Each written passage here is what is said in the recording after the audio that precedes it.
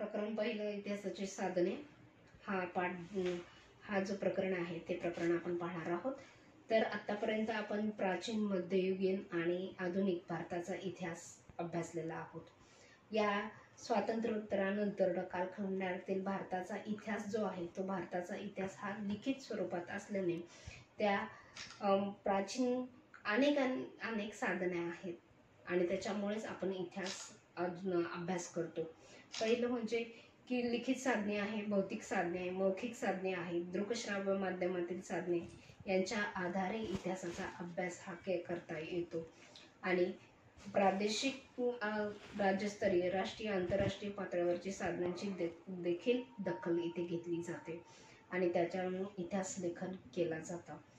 प्रथमतः इतिहास साधनांच्या लिखित साधनांचा समावेश जो आहे तो समावेश म्हणजे वृत्तपत्र, नियतकालिके, रोजनिशी, ग्रंथ, पत्रव्यवहार, अभिलेखागारातील पत्रे की जे लिखित आहेत, लिहिलेले जे असतात ते त्यांना लिखित असं म्हणतात. टपाल तिकिटे, कोशवाङ्मय इत्यादी लिखित साधने आहेत.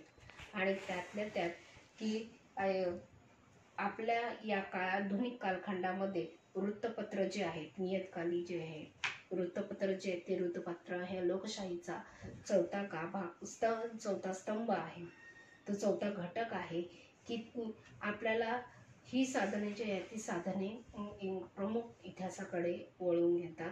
ते म्हणजे की याच्यामध्ये या वृत्तपत्रामधून आपण राष्ट्रीय, राजकीय घडामोडी, राजकारण, कला, क्रीडा, साहित्य, सामाजिकरण, सांस्कृतिक घडामोडी या सगळ्यांचा परिमाश केला जातो आणि त्याच्यामुळेच या वृत्तपत्र जे आहेत त्या वृत्तपत्र राष्ट्रीय पातळीवर काम करणाऱ्या वृत्तपत्रांना आवृत्ती जी आहे त्या आवृत्ती छापल्या जातात. आणि ह्या छापील माध्यमातूनच की अनेक वार्षिके जे आहेत, म्हणजे जसे मुख्य पत्रे, राजकीय पक्षांचे दैनिके, साप्ताहिके म्हणजे नियतकालिके जे आहेत ते नियतकालिके तयार होतात. की प्रेस ट्रस्ट ऑफ इंडिया 1953 मध्ये बहुसंख्य वृत्तपत्रासाठी ही प्रेस ट्रस्ट ऑफ इंडिया म्हणजे PTI ही संस्था जी आहे ती संस्था स्थापनात आली. यात वृत्तलेख, छायाचित्रे तसेच आर्थिक, वैज्ञानिक या विषयावर लेख वृत्तपत्रांना पोचवला जात असे. आणि ह्या PTIने ऑनलाईन सेवा सुरू केली ती 1990च्या दशकामध्ये. आणि उपग्रह प्रसार माध्यमांच्या तंत्राद्वारे अनेक देशांमधला इतिहास जो आहे किंवा अनेक देशातल्या घडामोडी जो आहे तो घडामोडी याद्वारे बाहेर पडला. की त्या लिखित साधनामध्ये अजून एक महत्त्वाचं जो साधन आहे ते म्हणजे अभिलेखागारातील कागदपत्रे.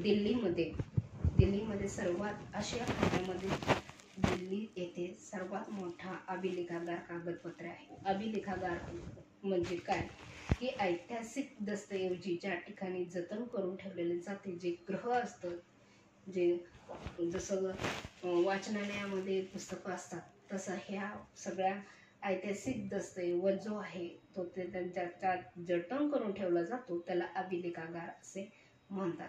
आणि आशियामध्ये नवी दिल्लीमधील सर्वात मोठेही अभिलेखागार आहे. तर ह्या अभिलेखागारांच्या द्वारे ही इतिहास मांडता येतो. की त्याच्यानंतर ना की टपाल तिकिटे जे आहेत ते टपाल तिकिटेचे प्रसिद्ध म्हणजे ह्याची निर्मिती जी आहे ते निर्मिती जाल कपूर हे एक अभ्यासक, टपालाचे अभ्यासक म्हणून मानले गेले. आणि त्यांनी ह्या तिकिटामधून आपला छंद जो आहे छंदाद्वारे या शास्त्रीय स्वरूप त्यांना आलं आणि तेव्हापासून टपाल तिकिटे जे आहेत ते टपाल तिकिटे उदयास आले.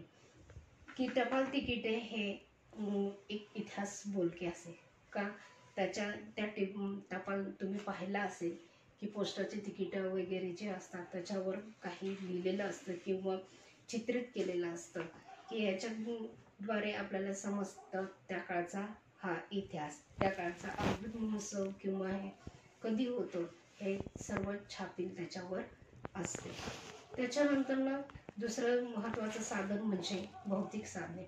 या भौतिक साधनामध्ये की ज्या गोष्टी आपण बोलू शकत नाही अशा भौतिक साधनामध्ये येतात. की नाणी, अलंकार, प्रार्थनास्थळे, भूवस्तू संग्रहालय, दैनंदिन वापरातील वस्तू, पेहराव, राजमुद्रा, आधुनिक स्थापत्य, की ह्याच्याद्वारे ह्या भौतिक साधनांच्या द्वारे सुद्धा इतिहास उलगडतो.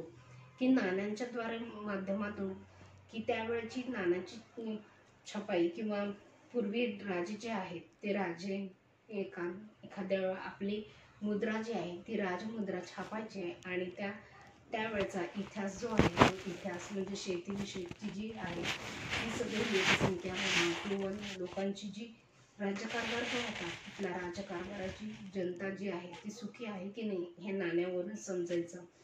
की त्या लोकसंख्या नियंत्रण ठेवण्याचा संदेश देणारी नाणी, शेतकऱ्यांचे महत्त्व सांगणारी नाणी, ही नाणी होती.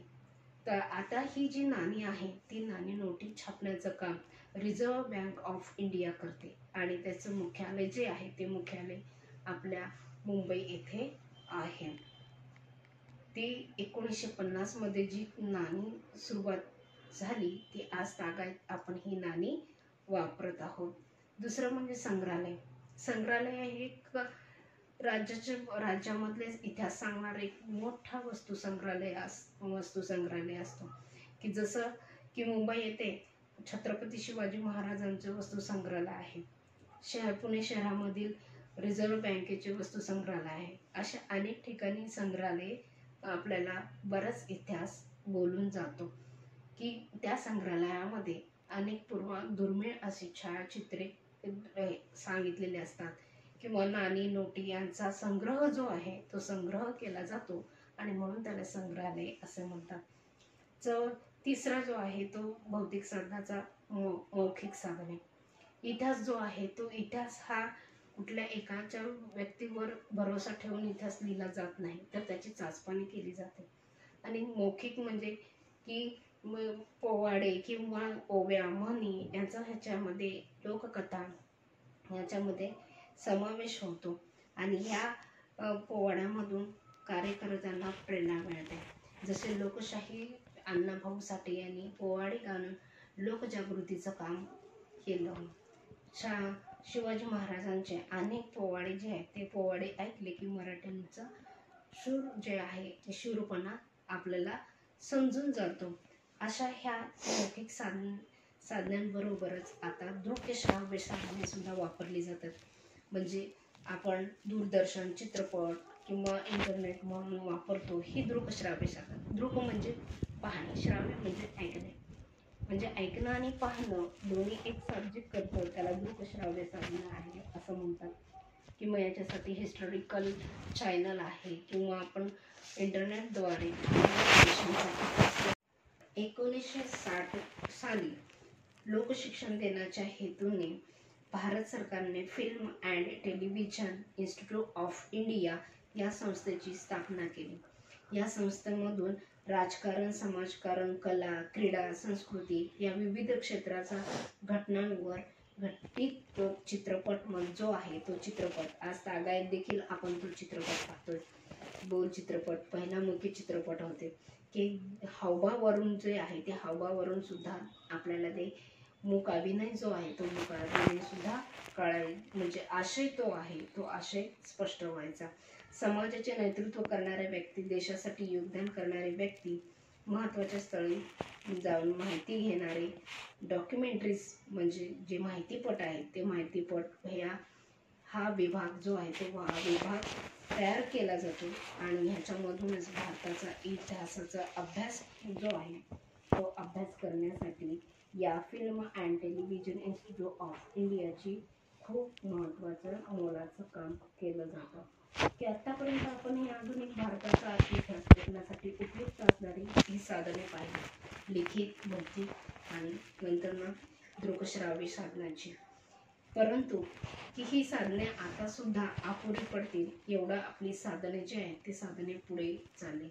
की प्रवासामध्ये आता आपण पूर्वी काही वापरत नव्हतो परंतु आता इंटरनेट उपलब्ध असल्यामुळे या माहितीच्या आधारे आपला मिनिटाचा हिशोब, सेकंदाचा हिशोब किंवा आपण कुठे आहोत, कसे आहोत याची माहिती, याची सातत्य जी आहे ती सातत्य सुद्धा तपासता येते. तर इतिहासाचा सर्व साधनाच्या आधारे अभ्यास करणं हे साध्य झालं. आणि ही आधुनिक काळातील असलेली जी उपलब्धता जी आहे ती उपलब्धता ह्या इतिहासाच्या जीवनातल्या सर्वांना अंगांना स्पर्श करणारी असं या साधनाच्या जतनाचा प्रयत्न सर्व स्तरांपर्यंत व्हावा हेच आपण पाहणार आहोत.